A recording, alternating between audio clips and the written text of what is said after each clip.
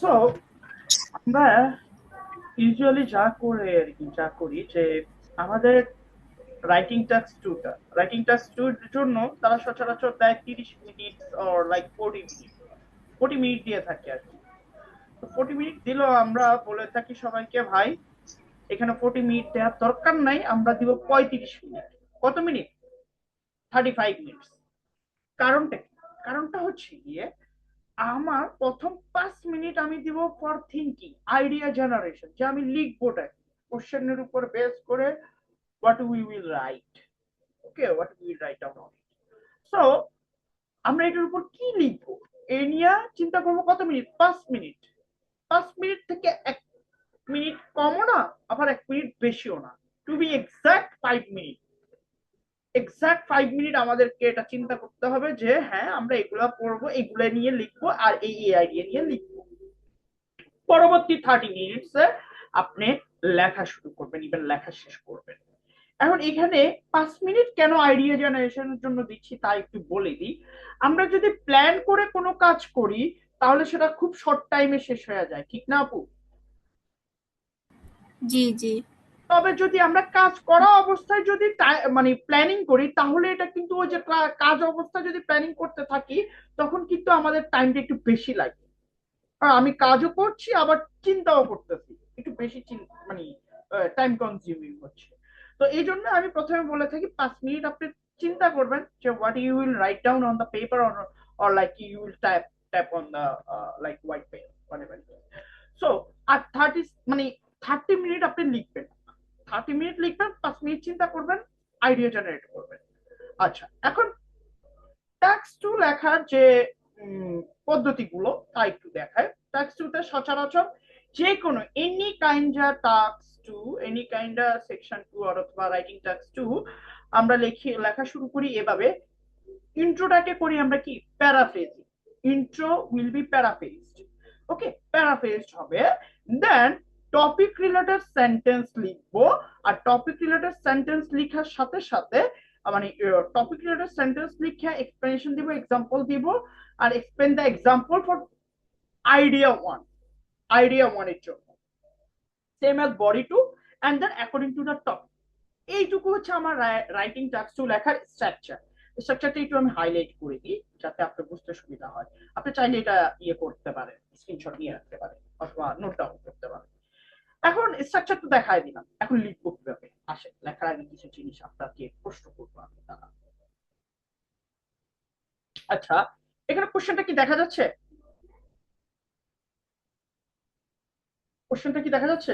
জি sir, দেখা যাচ্ছে। আচ্ছা, এখন কোশ্চেনটা একটু পড়বেন, আনসারটা দেখছেন না, একটু আনসারটা ইগনোর করি, আমরা আনসারটা ইগনোর করে কোশ্চেনটা পড়ি জাস্ট। কোশ্চেনটা হচ্ছে এরকম যে some people say that music is a good way of bringing people of different cultures and ages together. What extent do you agree or disagree with this opinion? এই ওপিনিয়নের সাথে তুমি কি এগ্রি করো না ডিসএগ্রি করো? এখন আমার প্রথম প্রশ্ন, ফার্স্ট অফ অল, প্রথম ইয়ার তো আমরা প্যারাফেস করব। প্রথম ইয়ার আমরা প্যারাফেস করব, ইটস ওকে, ইটস ওকে। আমরা প্রথম ইয়ারটা প্যারাফেস করব।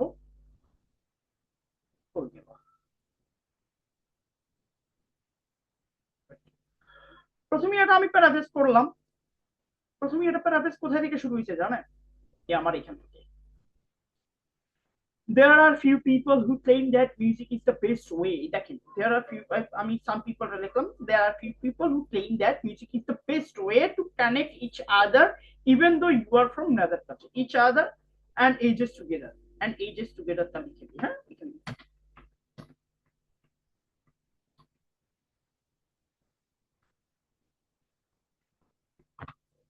Together. And ages together. এখন এটা হচ্ছে কি আমার জাস্ট প্যারাফ্রেজিংটা, এটা জাস্ট প্যারাফ্রেজিং। এখন আপনাকে প্রথম প্রশ্ন আমি বলতে চাই, মানে কোশ্চেনটা করতে চাই যে আহ, আপনি কি এই স্টেটমেন্টের সাথে এগ্রি করেন না ডিসএগ্রি করেন? আপনি কি স্টেটমেন্টের সাথে এগ্রি করেন না ডিসএগ্রি করেন? এগ্রি করি। এখানে আসেন।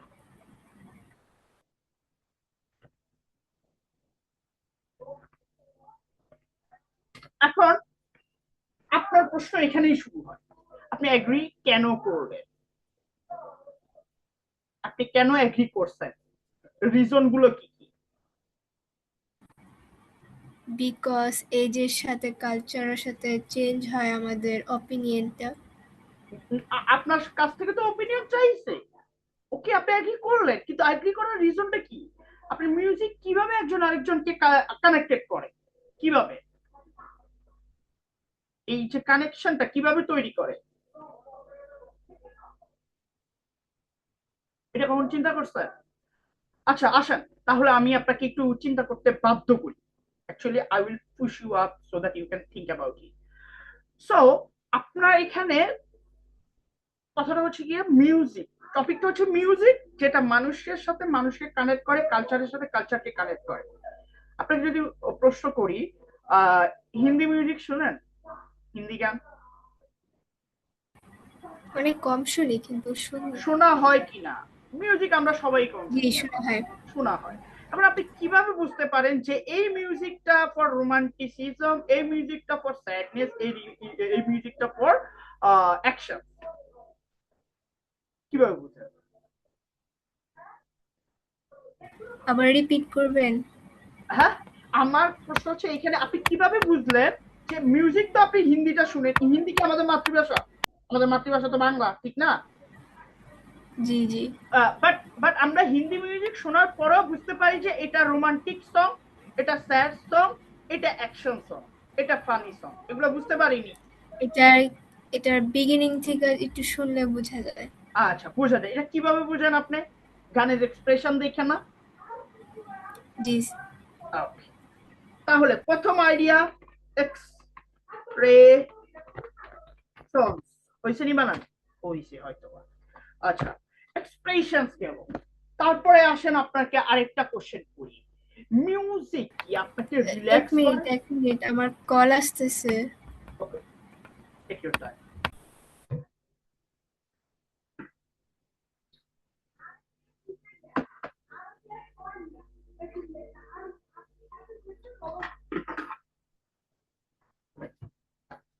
আচ্ছা,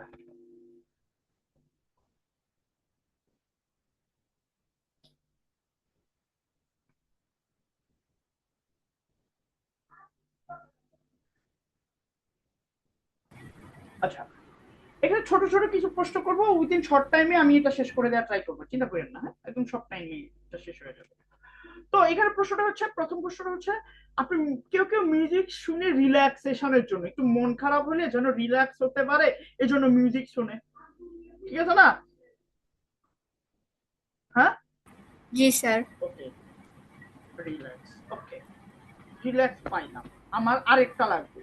আচ্ছা, মিউজিক কি আমাদের আইডেন্টিটি হতে পারে না? ইয়েস, মিউজিক আইডেন্টিটি হইতে পারে। যেমন ন্যাশনাল অ্যানথেম, জাতীয় সঙ্গীত।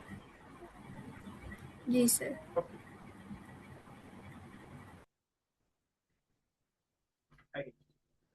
এখন দেখেন আমি এগুলা নিয়ে লিখছি কিনা, এক্সপ্রেশন, হ্যাঁ এক্সপ্রেশন আসে, এখানে যা যা হাইড করছি তাটা একটু আমি ইয়ে করে দিই, তাহলে I hope so.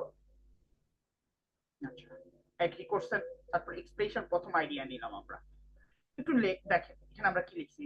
First of all, music is a special power that comes directly from our heart to the rhythm. This can be sad or happy. It doesn't matter which culture you belong to, but you can feel it. Even there are some people who say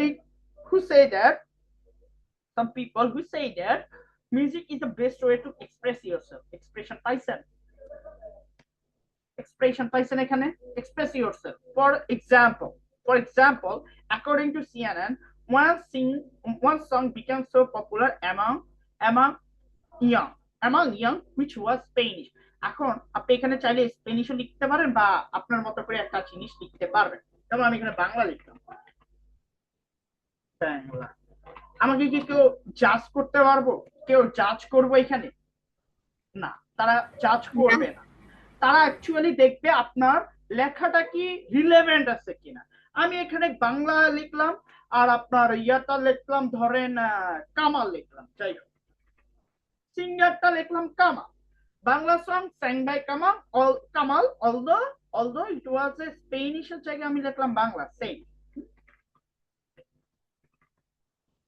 although it was a Bangla song, young people could feel it by the rhythm. আমি খুব easy ভাষায় লেখার চেষ্টা করতেছি যাতে করে আপনারা বুঝতে সুবিধা হয়।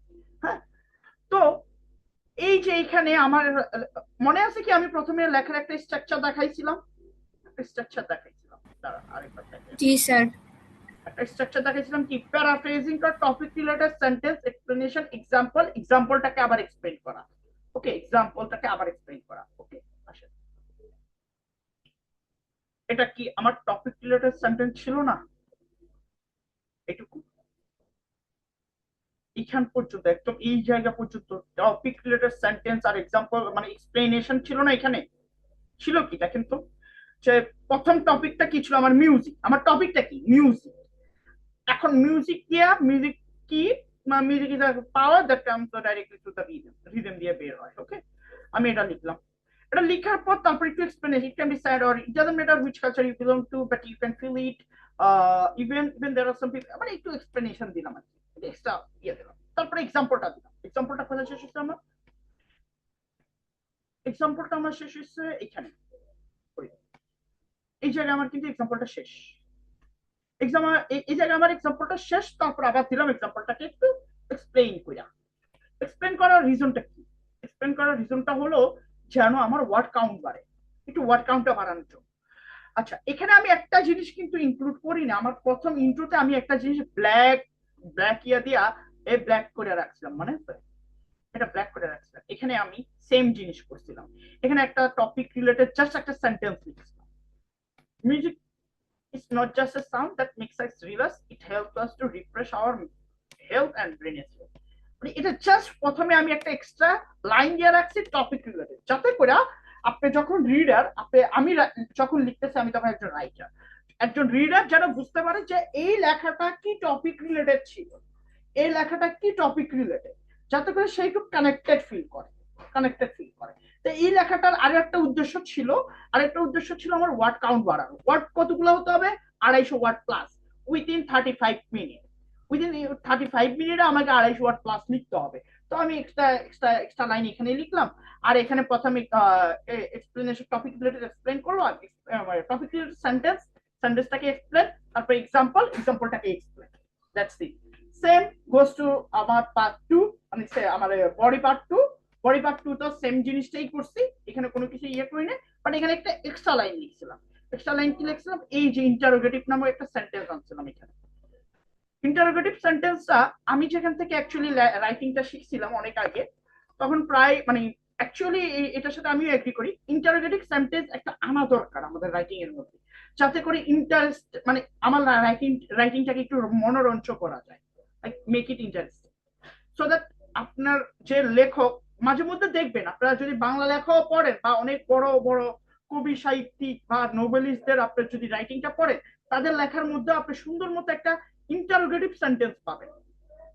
এখন এই ইন্টারোগেটিভ সেন্টেন্সটার উদ্দেশ্যটা কি? উদ্দেশ্য এটাই, আপনার ওই ইয়াটা ক্যাচ করা, আপনার মনোযোগ বা আপনার দৃষ্টিটা তারা ক্যাচ করতে চায়। তো এই ইন্টারোগেটিভ সেন্টেন্সটা, does music connect one culture to another, এরকম একটা ছিল, one culture to another culture, and the answer is yes. কোশ্চেনও করলাম আমি, আনসারও দিলাম আমি। আপনি চাইলে এরকম একটা ইন্টারোগেটিভ সেন্টেন্স আনতে পারেন, অথবা জাস্ট আপনি explain the topic write about the topic, explain the topic, write one example and explain the example, শেষ। এখানে শেষ করে দিতে পারেন, সম্পূর্ণ it's up to you.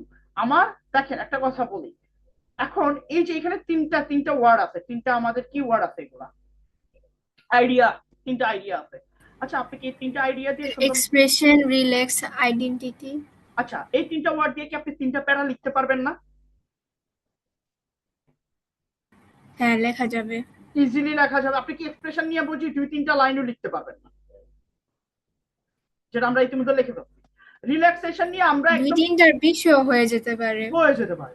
Identification নিয়ে লিখতে পারেন যে music can be identification of a nation, একটা নেশন, একটা জাতি identification by anthem, like national anthem, which is representing their culture, their heritage and their struggle as well. Like we are Bengali and our anthem representing to the world to the world about ourselves, and it was written by Rabindranath Tagore.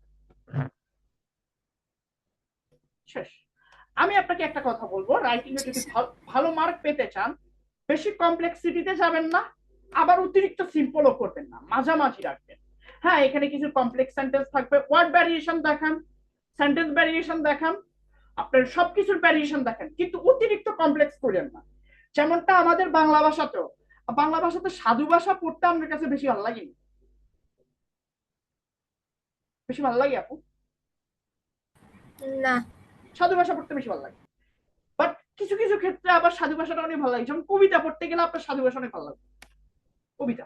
তবে আমরা যখন সাহিত্য উপন্যাস গুলা পড়তে যাবো, তখন সাধু ভাষা বেশি ডিফারেন্ট কন্টেন্ট, ডিফারেন্ট ডিফারেন্ট ইয়ার আইডিয়াস টেক্সট। ভালো। এখন আপনাকে এখানে বলছে ইজিলি আপনাকে 250 ওয়ার্ডের একটা ওপিনিয়ন দিছে, আপনি কি আপনার ওপিনিয়নে বলবেন হ্যাঁ আমি ওইখানে ছিলাম, কারণটা হচ্ছে এই জন্য, যে কারণে এটা হয়েছিল, উভয় ক্ষেত্রে এটাও হতে পারতো, এত কিছু দরকার নেই। মেক ইট সিম্পল, মেক মানে আপনি সেন্টেন্স ভ্যারিয়েশন দেখেন, সেন্টেন্স ভ্যারিয়েশনে কি কি থাকতে পারে? ডিগ্রি থাকতে পারে, ক্লজ থাকতে পারে, আপনার ভয়েস থাকতে পারে। তবে বেশি বেশি স্প্যাম করেন না, স্প্যাম জিনিসটা বুঝেন তো। প্রতিটা লাইন কমপ্লেক্স করেন না, প্রতিটা লাইন কম্পারেটিভ সুপারলেটিভ এগুলো করেন না, আর প্রতিটা লাইনসে আপনি প্যাসিভ আনিয়েন না। করেন একটা প্যাসিভ, একটা সিম্পল, একটা এভাবে করে করে আন। জি আপু বলুন। বুঝছি স্যার। এখন লিখতে পারবেন তো রাইটিংটা? হ্যাঁ লিখতে পারবো। আজকে তাহলে একটা লেখা ট্রাই করে পরে আপনাকে পাঠাই দিব না? ইনশাল্লাহ।